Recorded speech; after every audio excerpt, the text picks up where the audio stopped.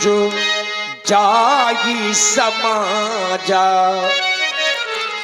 महाराज जनक ने देखा कि वही राजा जो कुछ समय के पूर्व में ताल ठोक रहे थे और कह रहे थे सीता को हम ब्याह कर ले जाएंगे, पर वाहिरे दुर्भाग्य अब वही राजा लोग गर्दनें झुका करके बैठ गए। महाराज जनक जी ने देखा तो मन में क्रोध आया और क्रोधमयी वचनों का प्रयोग इन राजाओं को करने लगे। नृपन बिलो की जनक अकुलाने बोले बचनो रोष जनु साने।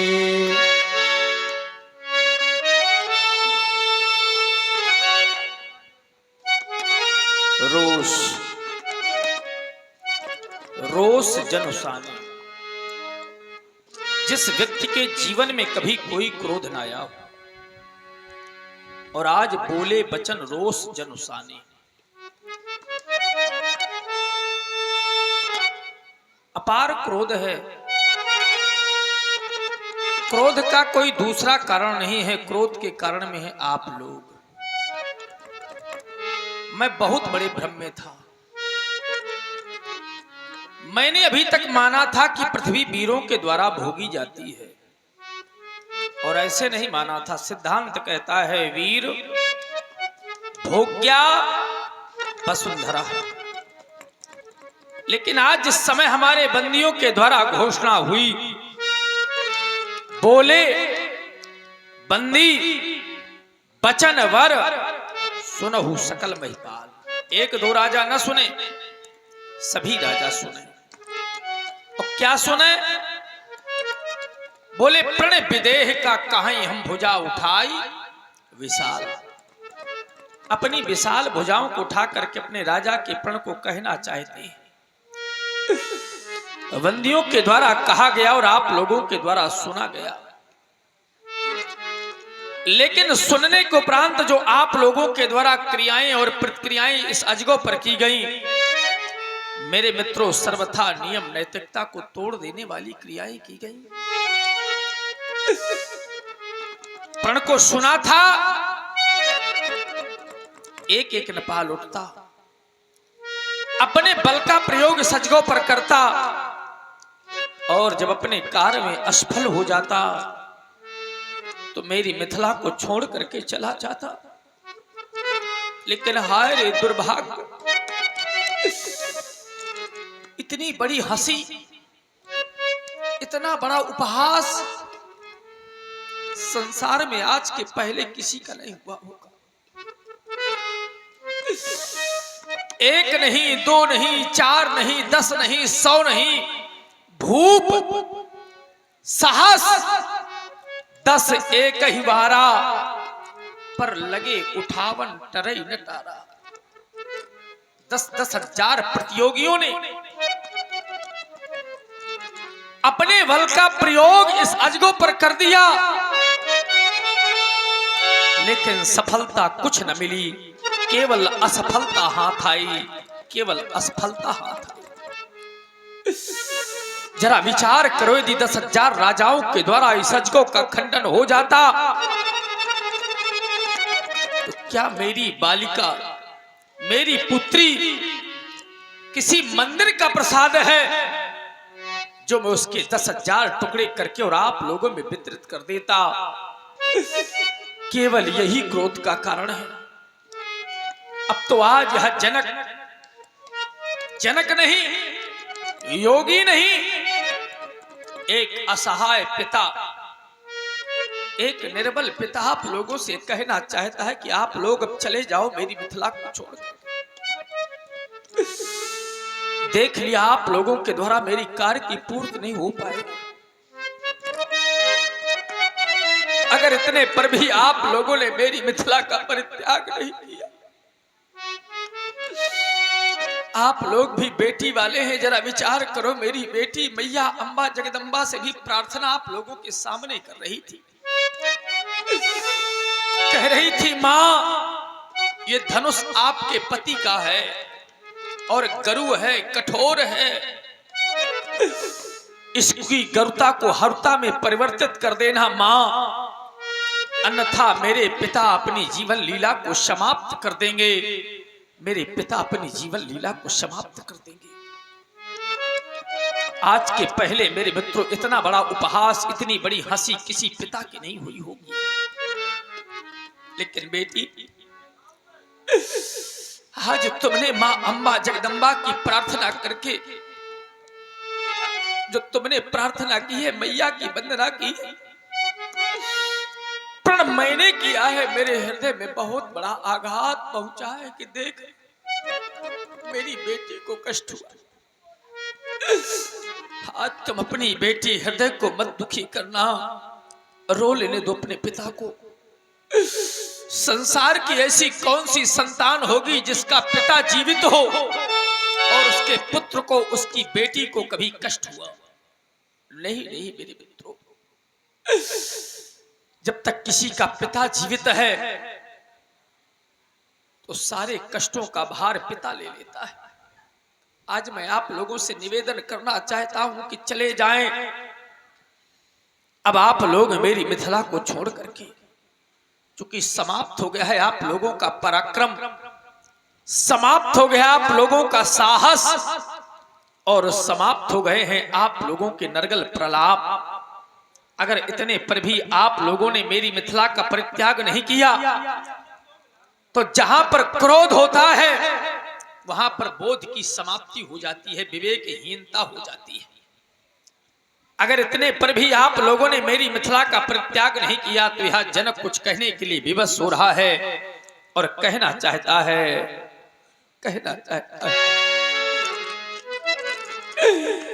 कि यहाँ श्री हाथ भाई, हाय रे दुर्भाग्य, जिसके बल पर मैंने प्रण किया था कि पृथ्वी में वीर है, और आज उसी राजा को कहना पड़ रहा है कि यहाँ श्री हाथ भाई वो हार ही राजा।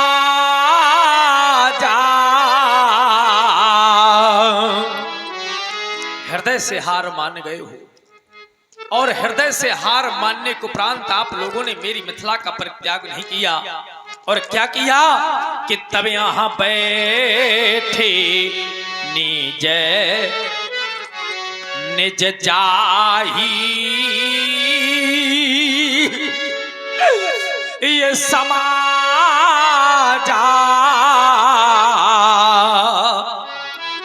लेकिन कब बैठे कि जब यहां श्री हाथ भाई, जिस भी क्षत्रिय नेपाल ने अपने बल का प्रयोग इस अजगों पर किया, हृदय से हार मान गया, और हृदय से हार मानने को उपरांत भी उसने मेरी मिथिला का परित्याग नहीं किया।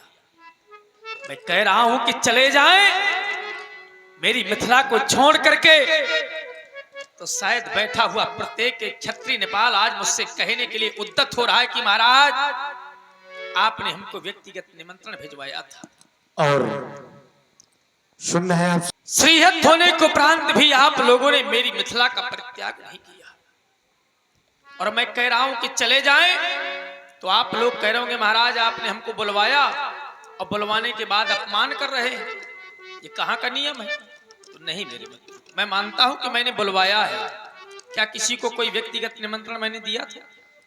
क्या कोई व्यक्तिगत पत्र आपके पास पहुंचा था? अगर आपके पास हो तो अपने स्थान पर खड़े होकर के दिखा दें या बता दें। यदि आपके पास नहीं है तो मैं बता रहा हूं, बुलाया है मैंने, लेकिन विधा मैंने दूसरी अपनाई थी।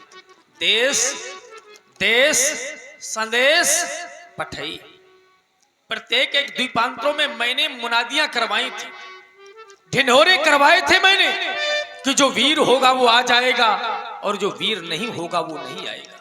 अगर आपके पास कोई प्रमाण है तो बताएं आप, यदि प्रमाण नहीं है तो आज ये जनक देना चाहता है कि जैसे यहां आए सोनी। अगर कोई प्रमाण है तो केवल सुनी का प्रमाण है कि जैसे यहां आए सोनी और क्या सुनी, ये हम जो प्रणय ये ठाना, जो हमने प्रण किया है इसको केवल आप लोग सुन करके आए। तब फिर कौन आए?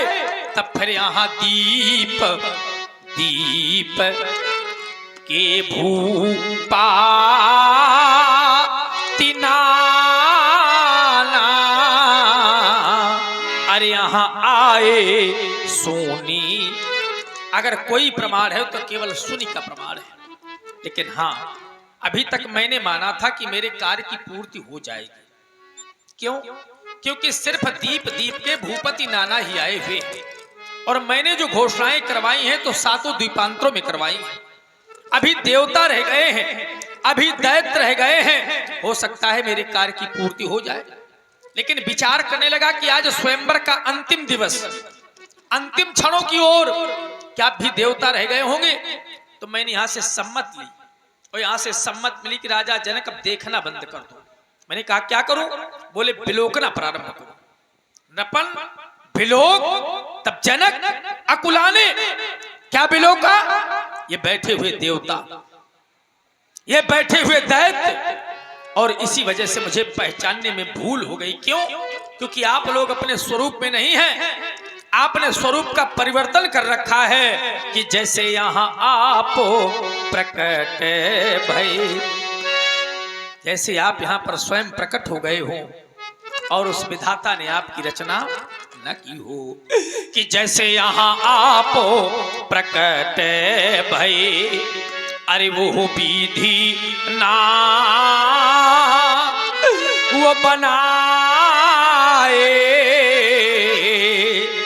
तैसे ही उसी प्रकार से तो तैसे यहाँ देवो ये तनोजय पर धरि मानो जय,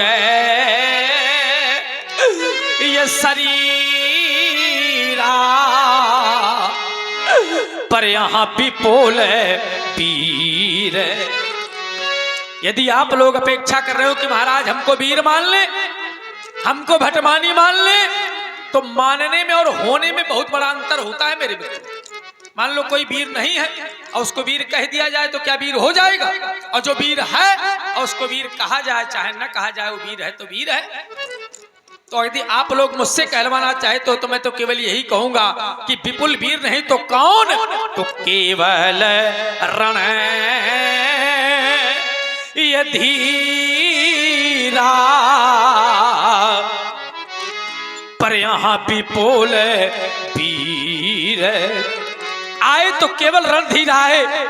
यदि वीर आए होते तो इस अजगो का खंडन हो जाता, आज मेरी बेटी की मांग भर जाती, आज मेरी बेटी की मांग भर जाती। यदि आप लोग कह रहे हो कि महाराज अब भी हम आपके कार्य की पूर्ति कर सकते हैं, लेकिन कार्य बहुत बड़ा है। सोई पुरारी को दंड कठोरा, इतना ही नहीं गरुड़ कठोर विदित सब काहू, उसके बदले में छोटी सी कन्या खटवर्षी बालिका। महाराज काम बहुत बड़ा करवाना चाहते हैं और लाभ इतना छोटा। ये भ्रम है मेरे मित्रों, आप लोगों का भ्रम में न रहे। मैं मानता हूं कि भगवान शंकर का धनुष है, गरु है, कठोर है, संसार के लोग जानते हैं, लेकिन क्या मेरी कन्या के बारे में आप नहीं जानते? ऐसी कन्या देखना तो बहुत दूर की बात, ऐसी कन्या तो आप लोगों ने कभी सुनी तक नहीं होगी। जनक सुकृति मूरत बैदेही, मेरा सुकृति मेरा पुण्य है। अगर आज हम इसकी बड़ाई करें तो इसमें एक नहीं, इसमें दो नहीं, इसमें 3 लाभ है। और 3 लाभ ही नहीं, प्रत्येक एक लाभ पर एक एक पुरस्कार लगा हुआ है। सुन ले मेरे लाभ, सुन ले मेरे लाभों की उपलब्धियां, और जब अच्छे लग जाएं मेरे लाभ तब आप लोग कर देना मेरे प्रण की पूर्ति। और जब आप लोग कर देंगे मेरे प्रण की पूर्ति तो केवल मौखिक नहीं सुना रहा, देख लो मैं प्रदान कर दूंगा ये बैठी हुई लाभों की मूर्ति, प्रदान कर दूंगा बैठी हुई लाभों की मूर्ति। आज एक बेटी का पिता हूं मैं, आप लोगों को एक एक लाभों से अवगत कराऊंगा। सुन ले मेरे लाभ और सुन ले मेरी लाभों की उपलब्धियां। थोड़ी देर इनका शांत करा दो, कह दो अब आवश्यकता नहीं है, बहुत टाइम है। बेटी का जीवन कैसा होता है पहले विचार करें। सुनो, हमारा कहना है सुन ले मेरे लाभ और सुन ले मेरे लाभों की उपलब्धियां कि कुंवारी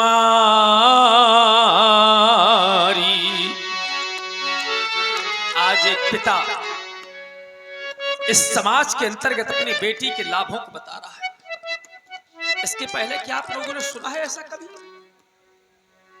लेकिन आरथ काह न करिए कुकर्म। व्यक्ति का जब समय बिगड़ जाता है तो मेरे मित्रों व्यक्ति को क्या से क्या नहीं करना। आज एक राजा अपनी बेटी के लाभों को समाज में सुना रहा। हाय रे दुर्भाग्य, हाय रे दुर्भाग्य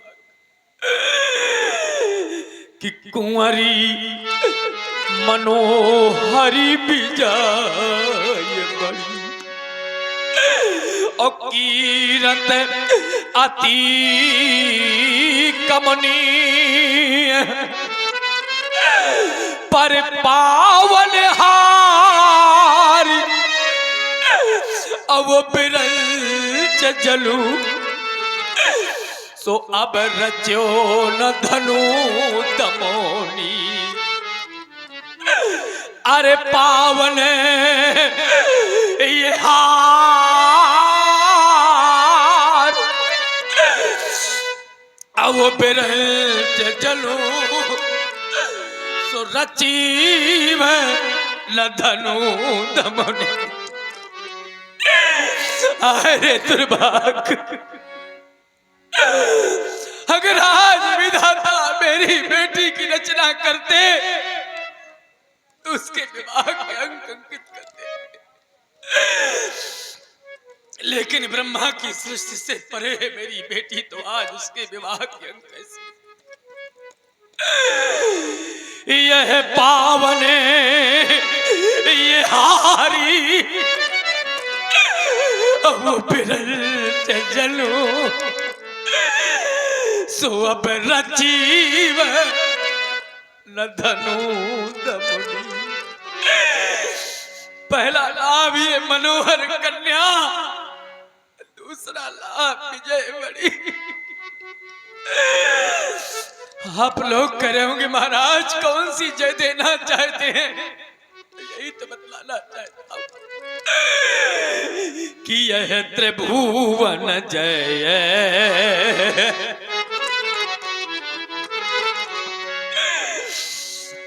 आज मैंने कह दिया कि त्रिभुवन जय तो सिर्फ तीनों लोगों की जय नहीं मेरे मित्रों, या समेत ये वैदेही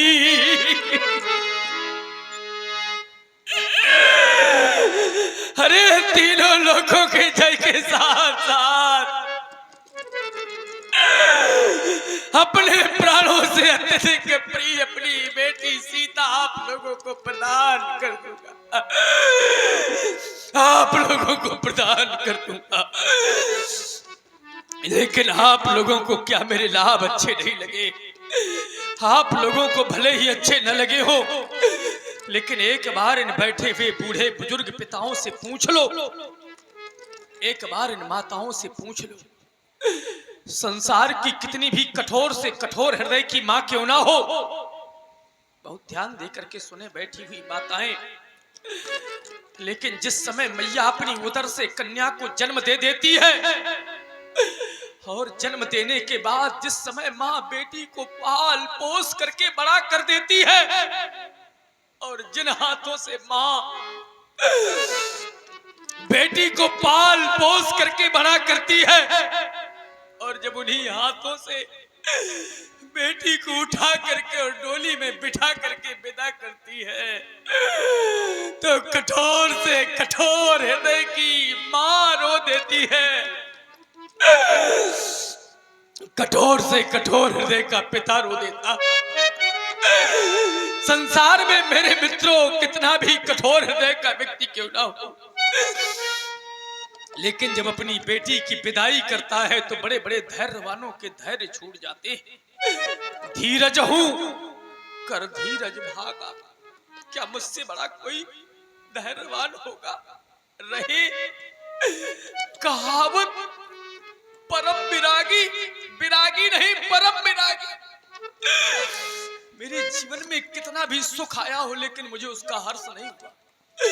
कितनी भी परिस्थितियां प्रतिकूल हो गई हो, दुख आ गया हो, लेकिन कभी उस दुख का आभास नहीं किया। लेकिन जिस समय मैंने देखा कि आज मेरी बेटी कुंवारी रह जाएगी, मेरे मित्रों मेरा धैर्य छूट गया, मेरा धैर्य छूट गया।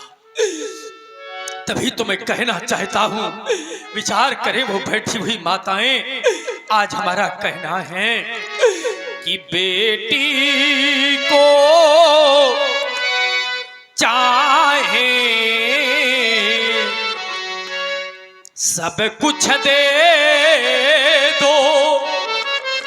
सुन लेना बैठी हुई माताओं, आप लोगों के भी पास में बेटियां हैं। जिस समय आप लोग अपनी बेटी की विदाई करना, चाहे जितना धन दे देना, चाहे जितनी संपत्ति दे देना, लेकिन मैंने नहीं देखा कि आज तक कोई भी माँ, कोई भी पिता अपनी बेटी की विदाई प्रसन्नता से कर पाता हो। मैंने जो देखा है आप लोगों से बता रहा हूं कि बेटी को चाहे सब कुछ दे दो,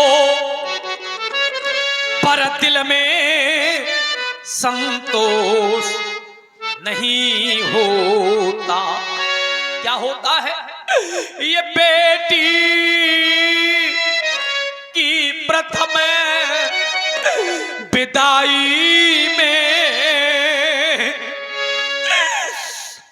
जिस समय बेटी की दरवाजे से डोली निकलती है, हर एक माँ रो देती है, हर एक पिता रो देता है।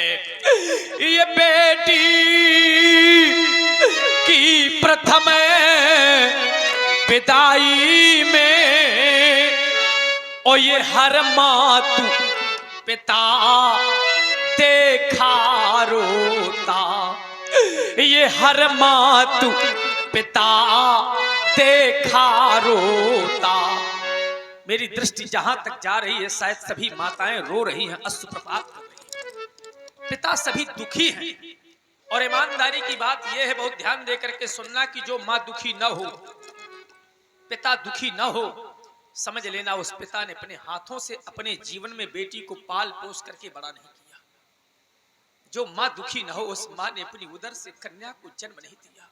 तभी तुम कहा करते हैं कि जिसने यह कन्या जाई ही नहीं।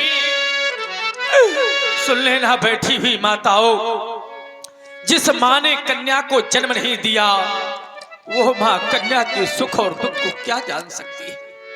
वो पिता बेटी के सुख और दुख को क्या जान सकता है? जिसने यह कन्या जाई ही नहीं, वो कन्या का दुख क्या जाने। और जिस पैर बिमाई अरे फटी ही नहीं, वो पीर पराई क्या जाने। जिस व्यक्ति के जीवन में कभी कोई क्रोध नहीं आया, वो व्यक्ति दूसरे के कष्टों को कभी नहीं जान सकता। जिस पैर बिमाई अरे फटी ही नहीं, वो पीर पराई क्या जाने। आज मेरे मित्रों, आज मुझे आभास हुआ है कि व्यक्ति के जीवन में कष्ट का दुख क्या होता है। समय जिस समय व्यक्ति का परिवर्तित होता है, उसका दुख क्या होता है, उसका कष्ट क्या होता है, आज मैंने जाना है। लेकिन सुन लेना बैठी हुई माताओं, जो माँ चाहती हो कि हमारे सिर्फ बेटा हो बेटी ना हो, आप लोग एक नहीं, दो नहीं, चाहे चार चार पुत्रों को जन्म दे देना, लेकिन जिस माँ ने एक भी कन्या को जन्म नहीं दिया, उस माँ की कभी कोख धन्य नहीं होती है। कि जो जनै मातु कन्या सुधन्या वही। जिस माँ ने कन्या को जन्म दिया है उस माँ की कोख धन हो जाती है, और जो न जनै मातु कन्या सुधन्या नहीं है। अब बहुत सुधी लोग बैठे हुए हैं, स्नातक प्राय स्नातक कोट के व्यक्ति बैठे हुए हैं। आप कहेंगे महाराज कारण क्या है? कारण तो बहुत है, लेकिन दो चार कारण मैं आप लोगों के सामने प्रस्तुत कर रहा हूं, बहुत ध्यान देकर के सुने। आप लोग बेटे को कुल का दीपक मानते हैं, ये मैं भी मानता हूं कि बेटा कुल का दीपक है, लेकिन अगर उस दीपक में बाती नहीं होगी तो क्या दीपक का महत्व रह जाएगा? अगर बेटा कुल का दीपक है तो ये बाती है बेटियां। जैसे डंडा में झंडा ना हो तो क्या डंडे का महत्व रह जाएगा, या झंडे में डंडा ना हो? उसी प्रकार से बेटा और बेटी एक दूसरे के पूरक हैं। विचार कर, समाज में अगर सिर्फ बेटे बेटे होंगे तो बेटों के लिए बधुएं कहां से लाओगे? मेरे मित्रों, हम तो यहां तक कहा करते हैं कि बेटा यदि तन है तो बेटी मन है, बेटा अगर आन है तो बेटी पिता की शान है। आप कहेंगे कैसे? बेटी चाहे धनवान की हो और बेटी चाहे निर्धन की, अगर किसी की भी बेटी अगर गलत कदम उठा ले तो मेरे मित्र उसका पिता, उसकी माँ, उसका परिवार, उसका भाई समाज में सर उठा करके नहीं जी सकते। बेटा अगर आन है तो बेटी शान है। ऐसा मेरे मित्रों जीवन है।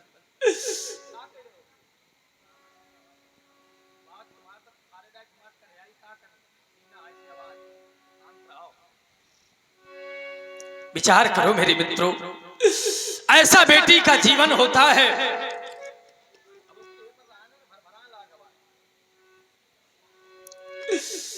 एक सिद्धांत और है, बहुत से लोग गया धाम जाते हैं, बहुत से लोग गए होंगे, न गए होंगे तो किसी न किसी को देखा होगा।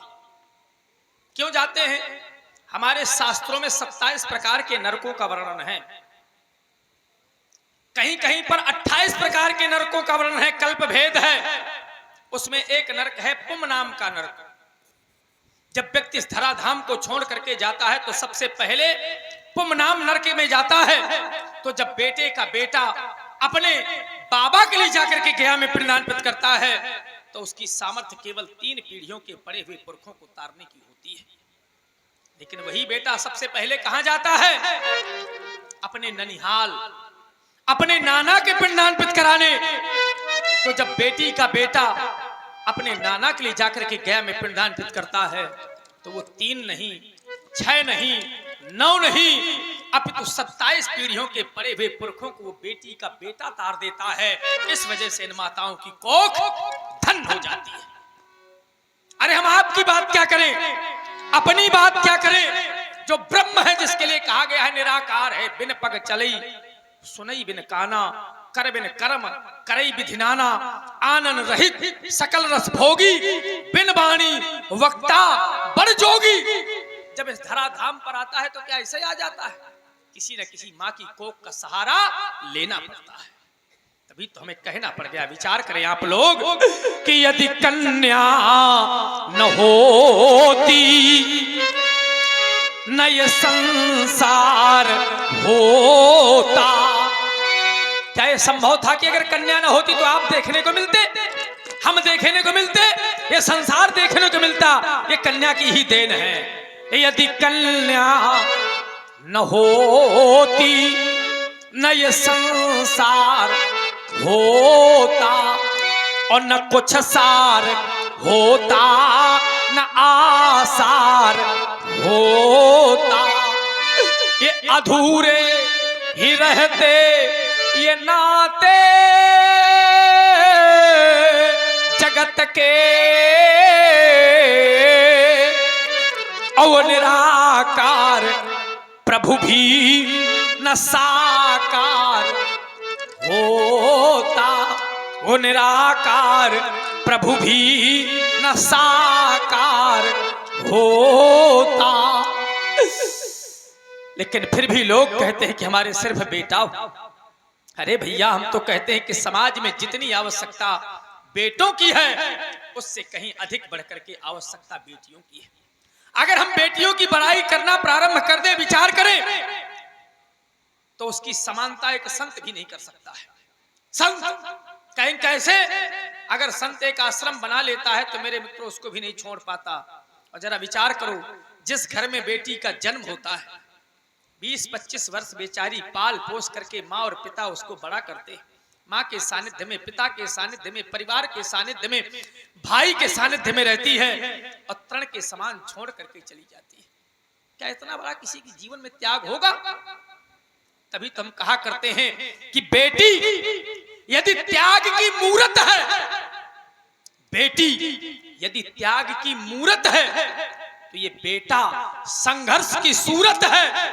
अब मैं किसी एक आंगन की बात नहीं कर रहा, संसार में प्रत्येक एक आंगन में इन दोनों की जरूरत है, इन दोनों की जरूरत है, इन दोनों की जरूरत है।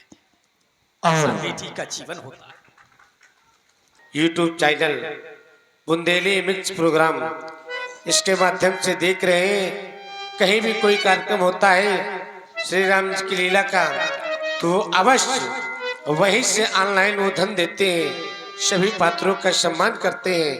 और यहाँ भी महाराज त्रिविदय जी का सम्मान 51 पुष्प मुद्राओं से किया है, वो हिलोतर से। बहुत बहुत धन्यवाद, साधुवाद।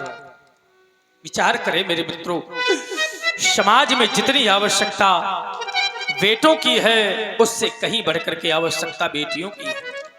आज मैंने समाज के अंतर्गत अपने लाभों को सुनाया है, लाभों के विषय में बतलाया है। क्या आप लोगों को मेरे लाभ अच्छे नहीं लगे? मैं जानना चाहता हूं कि कृपया यहाँ कहूं काहे यह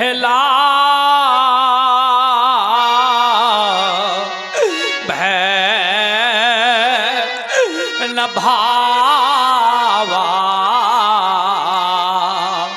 कहो कहो मेरे मित्रों, क्या ये मेरा लाभ आप लोगों को अच्छा नहीं लगा?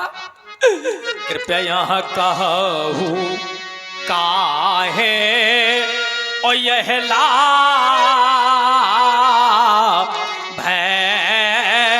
न भावा। यदि भावा अच्छा लगा तो फिर काहू न शंकर यह चाप चढ़ावा।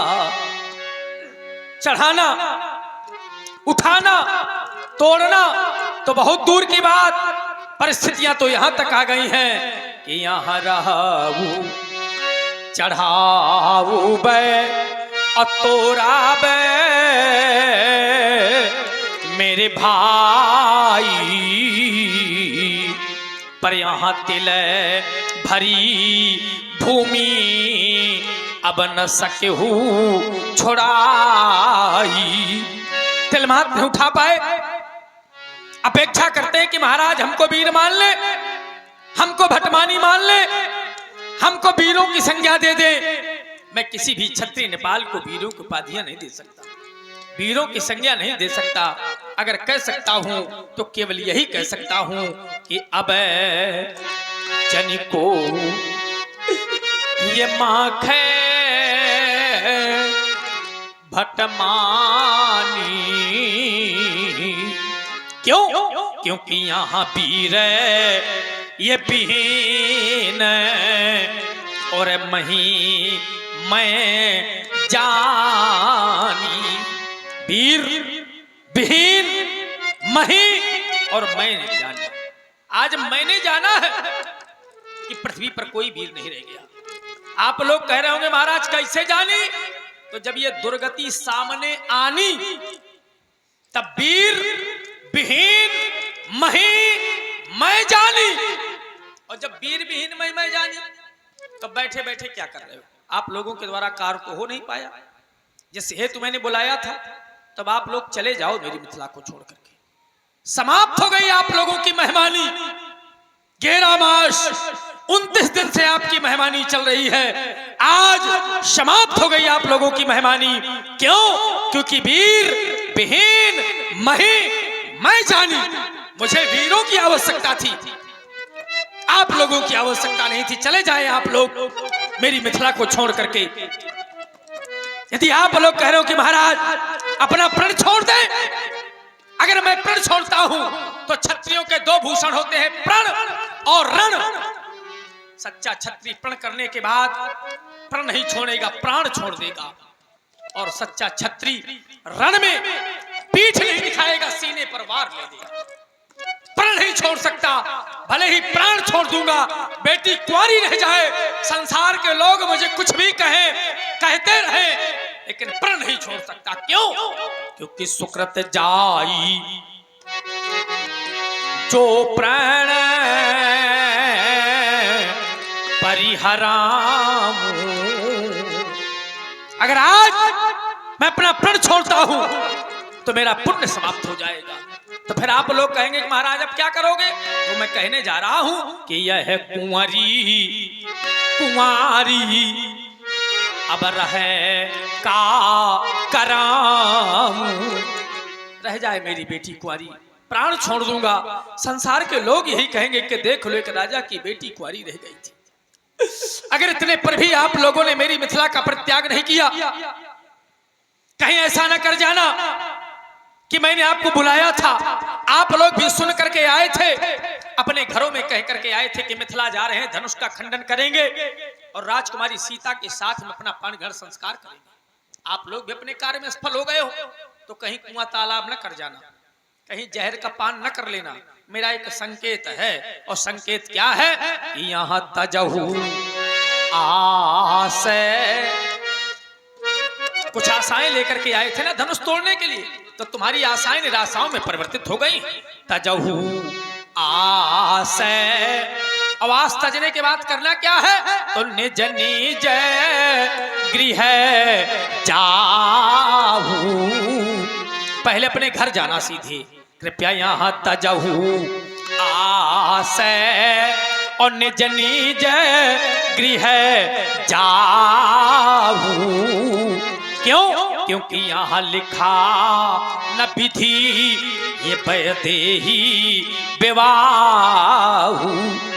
अगर विधाता मेरी बेटी की रचना करते तो उसके विवाह के अंक अंकित कर देती, लेकिन ब्रह्मा की शस्य से परे है मेरी बेटी, तो ब्रह्मा उसके विवाह के अंक कैसे अंकित करते? अब अगर इतने पर भी आप लोग मेरी मिथिला का परित्याग नहीं कर रहे, तो आज अंतिम घोषणा करने जा रहा हूं। अंतिम घोषणा क्या है? ये सभा, क्योंकि सभा का संचालन मैंने करवाया था और कार्य की पूर्ति हो नहीं पाई, तो ये सभा करा दो भंग, क्योंकि बिगड़ गया इस मिथिलेश की, इस रांग भूम का रंग, रांग भूम का रंग समाप्त हो गया। सीता स्वयंवर समाप्त हो गया, मैथिली अधिवेशन समाप्त हो गया। सीता की सखियों, चाहता हूं बेटी को अंतमाल में ले जाओ, क्योंकि आज बेटी को देख करके मेरा धैर्य नहीं धारण हो रहा, धैर्य नहीं धर रहा। चाहता हूं बेटी को अंतमाल में ले जाओ। जाओ बेटी जाओ, जाओ बेटी जाओ, जाओ बेटी जाओ, जाओ बेटी जाओ। राजा जनक जी की वाणी को सुनकर